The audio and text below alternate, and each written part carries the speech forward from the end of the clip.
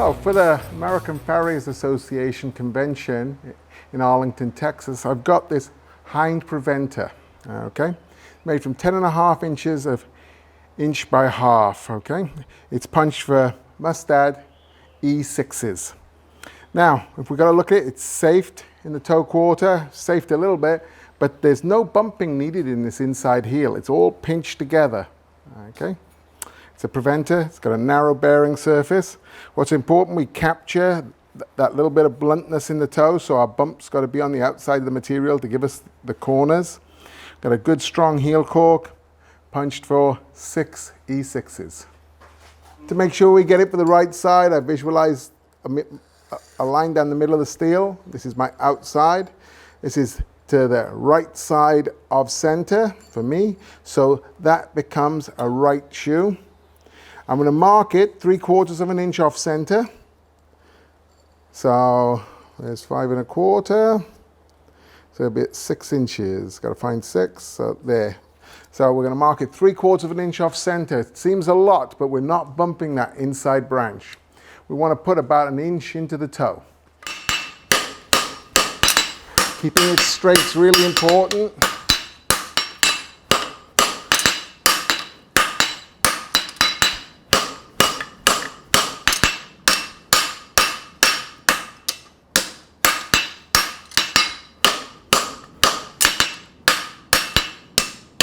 Keep it straight.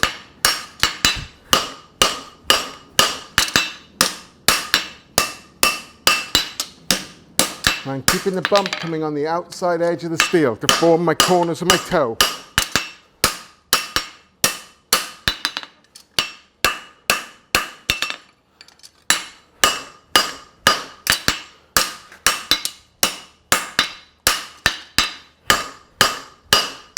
Check it, I'm planning on 1 inch. Probably haven't quite got there. No, just over 1/8 of an inch to go. So we'll take a quick heat on it.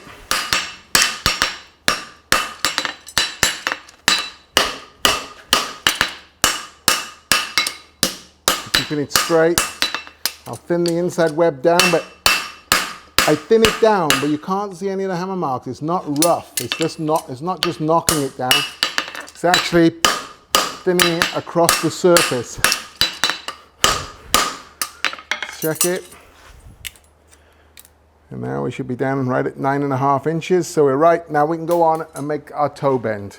Fairly narrow toe, and it's a small shoe.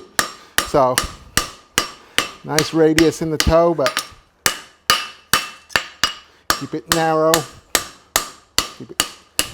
Now we can tighten up our toe quarters. So we'll tighten up our medial toe quarter first. And we'll tighten up our lateral toe quarter.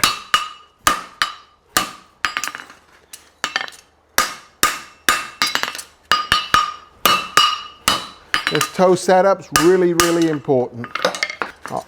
I think about now there should be in a reverse wedge, so I thin down the inside edge of the toe.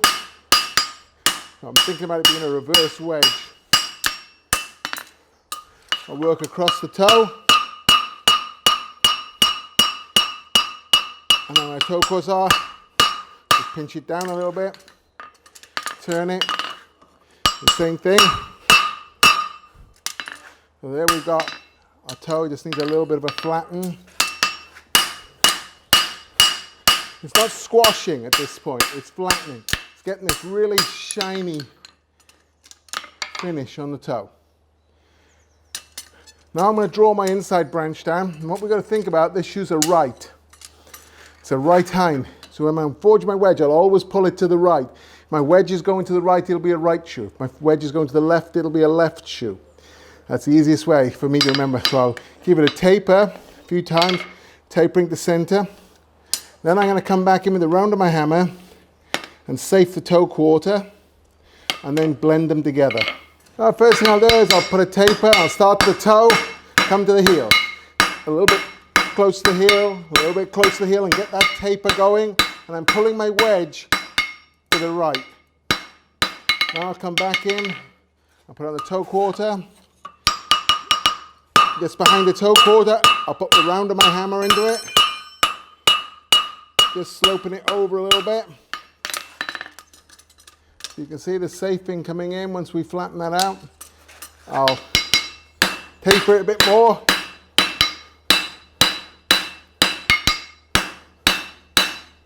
Give the toe quarter a good flatten.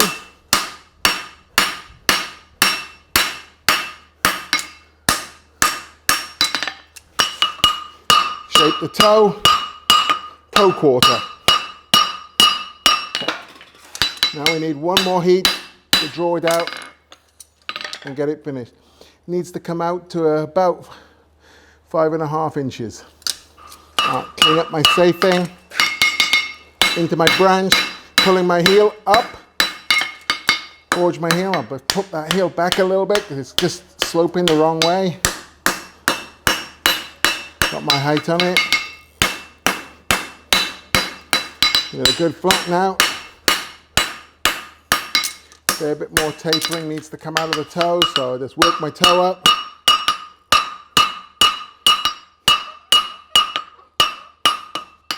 Taper my branch again.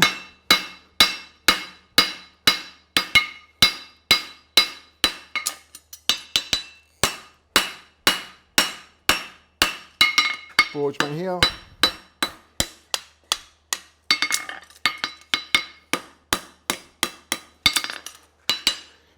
Forge it, get it nice surface.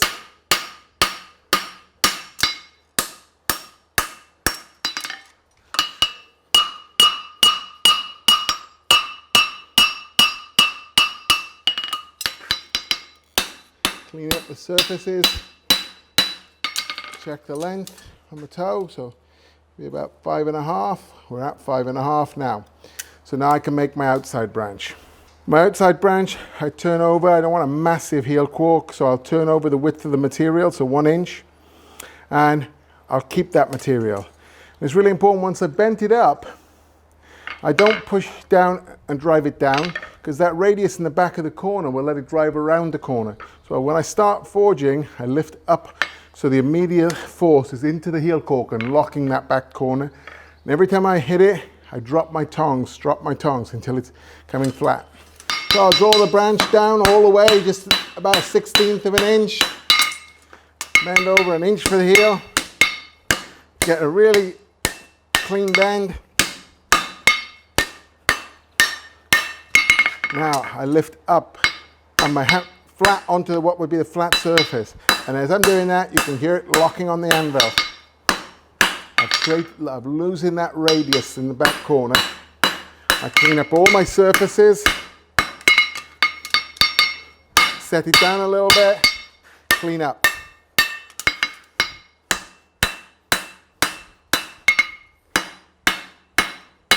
And it's not much more than 3 hits per side. And you can see there, after 1 heat, I've got a strong heel cork coming. And just clean up in front of the heel. Put a little bit of check on both sides of the heel right now. Keep it coming down into a heel cork.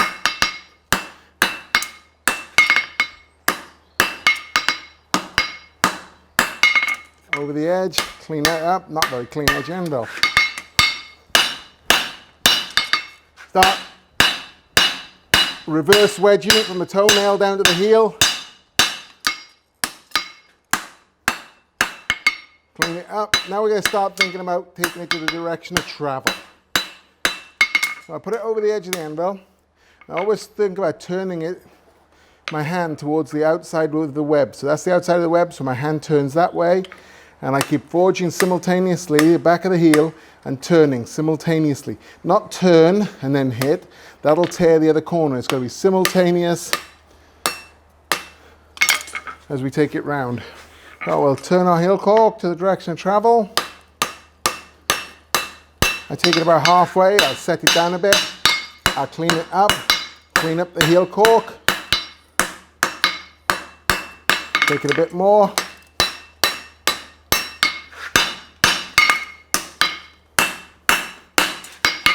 draw out my branch a little bit, create my reverse wedge, so I'm thinning it down more and more as I get to the heel. And those last hammer blows are pulling into it. Keep it locked into the corner. What we're looking for now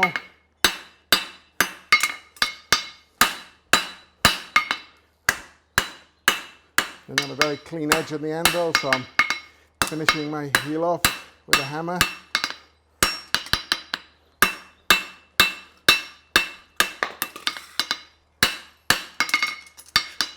And this should measure about 6 inches.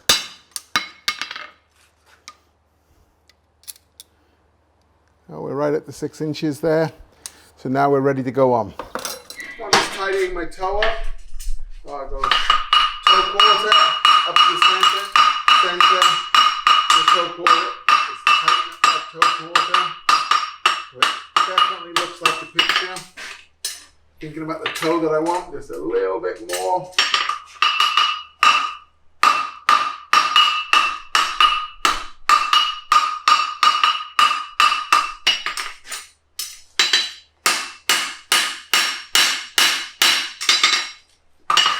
The other side, the center. Nice flattening.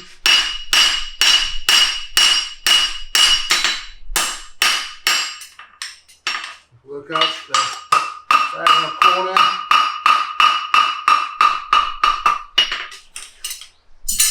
We can mark the toenails.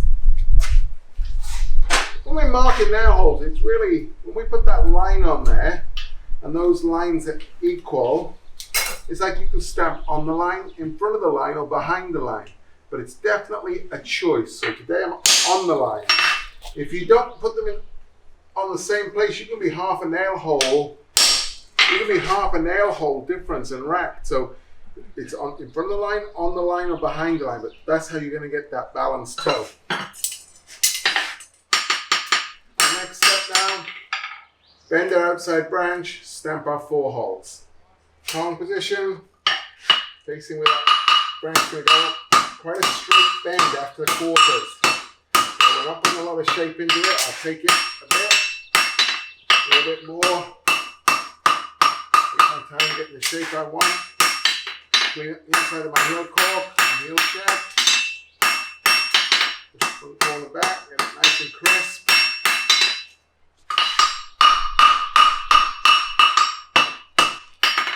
I'm going to give it a really nice flatten before I start stamping it. Stamping into a flat surface, so I'm not thinning it right now, but I'm just cleaning it to make sure it's a really nice surface to work into.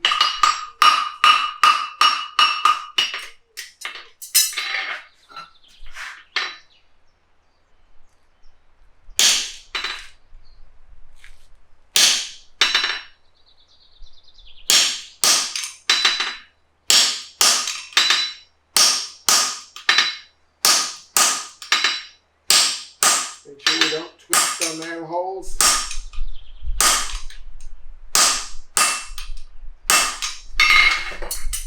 Work the outside edge. We're going to go right through our process now. Up to our garniture. Flatten the hoof side.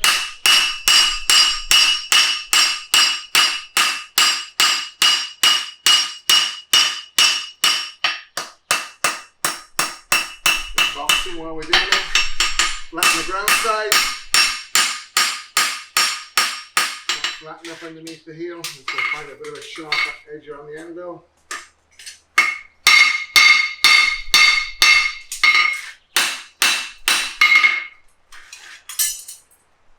Plain stamp. Get the size. Regulate the depth. You're not just hitting it, you're regulating the depth. We don't want to damage the punch, but we want to get our nail holes the same size.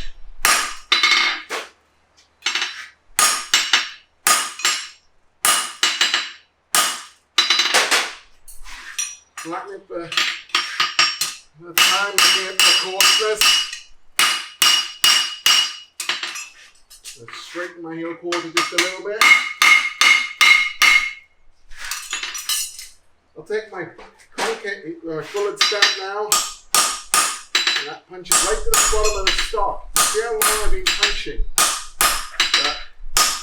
That now should come out pretty easy.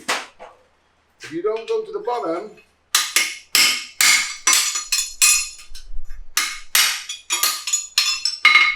you won't get clean nail holes, and that's what we want. Crisp nail holes. So if you go in that last time with your bullet stamp, you'll get a better effect.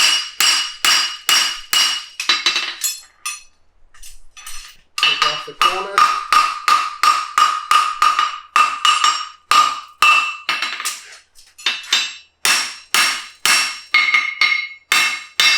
Bit of cold forging now, putting the shine on the shoe.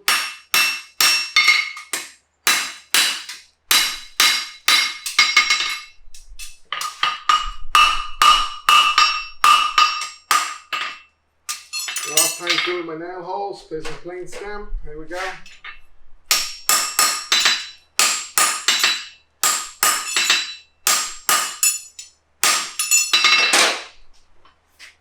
Friction lightly, it's not going to make it bigger, it's just clean them through.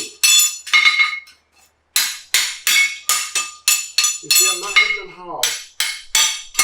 And I get all those holes the same size. Take an E6, got one here.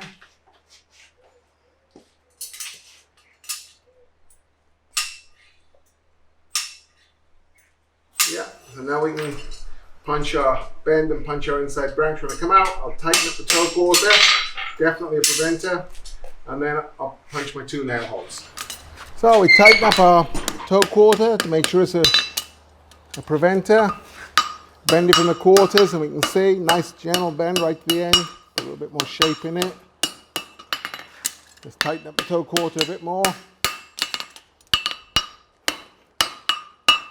Clean up my safing.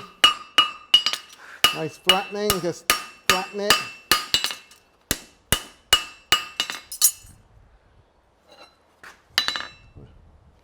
Nail holes, don't worry about the frog eyes too much on this, because you're going to rasp it anyway. If it was hammer finish, then you'd be a lot more attention to the frog eyes. I'll do a little bit, it doesn't matter how. Good flatten.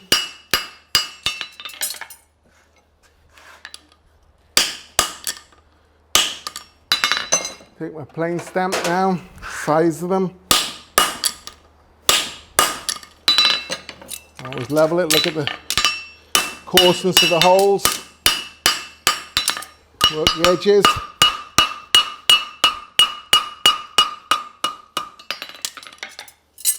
Take my bullet stamp, stamp to the bottom.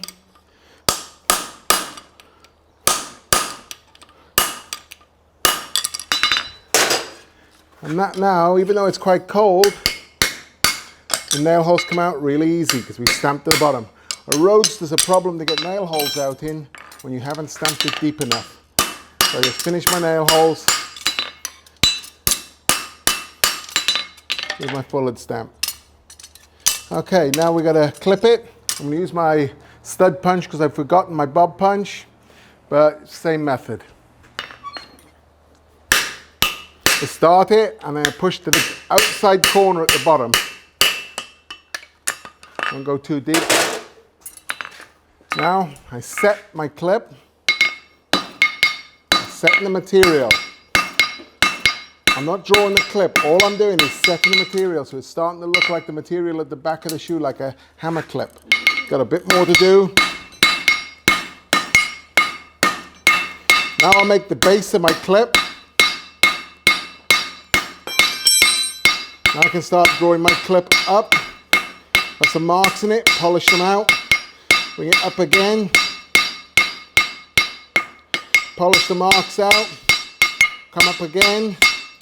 And that way you don't end up with heavy marks in your clip. And polish it out the last time. Really smooth clip. I'll give it a little wire brush. Work it from side to side, working the clip into the toe. I won't set it back yet. I'll give it a good level first. Behind the clip, I turn the shoe with the clip towards me. And that way, if I miss, I don't damage the clip. Now I can set the clip. And now what we've got to do is rasp the shoe up and do our final nail holes and sizing.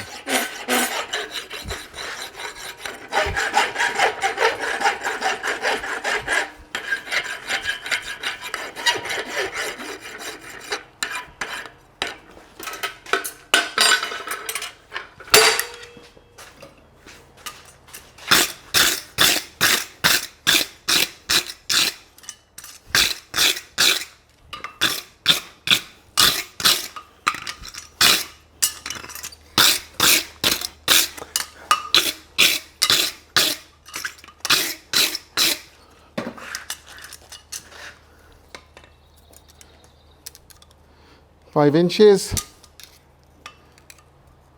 by 5.5. So we've got the size right. 6 Mustad E6 nails. Get your practice going. Just work out exactly where you want your toe offset, but it's a big offset because you're not bumping the inside branch.